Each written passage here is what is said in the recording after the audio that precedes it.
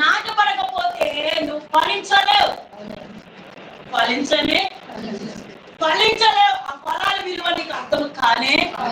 ఒక అందుకు వస్తున్నాను, ఒక అందుకు వెళతానంటే కనుక ఇప్పుడే దక్షిణ కిందకి వెళ్ళిపోవచ్చు. భయమేమి ఏదో మాట్లాడుతున్నారని వస్తున్నామండి, లేకపోతే మానేదమండి అంటే దేవుడు ఎక్కడైనా నీతో మాట్లాడేస్తాడు. కానీ నీలో ఫలము కావాలని ఎదురు చూస్తున్నాడు, ఫలించాలని ఎదురు చూస్తున్నాడు. నీ కొరకు ఆయన ఏర్పరిచిన నిబంధన కొరకు నిన్ను వాడుకోవాలని చూస్తున్నాడు ఆయన.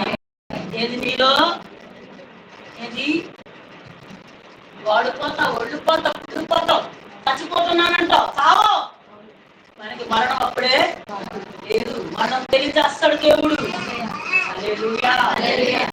దేవుడు సంగమా, మనం చదవబడిన ఈ మాటను ముందుగా మనము తెలియజేస్తున్న వాగ్దానం బట్టి మనం చూస్తుంటే, మొదటిగా దేవుని యొక్క కృపను బట్టి యావత్తు దేవునికి మహిమ కలుగును గాక.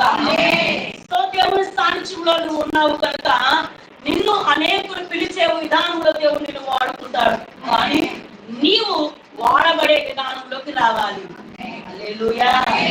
ఇచ్చిన ఆత్మ ఏమైపోతుందో తెలియట్లా, నీకు ఇచ్చిన వరములు ఏమైపోతున్నాయో తెలియట్లా, నీకు అప్పగించిన పనిలో ఎప్పుడు కూడా హుషారు మీకు లేనే.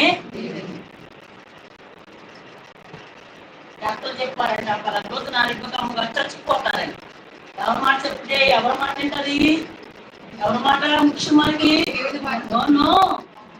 డాక్టర్ చెప్పారంట, పలా రోజున చచ్చిపోతావు. ఇక్కడ పుట్టించాడు, సృజించాడు, ఏర్పరిచాడు. తల్లి గర్భములో మనలను పిండముగా చేస్తుంది ఆయనే.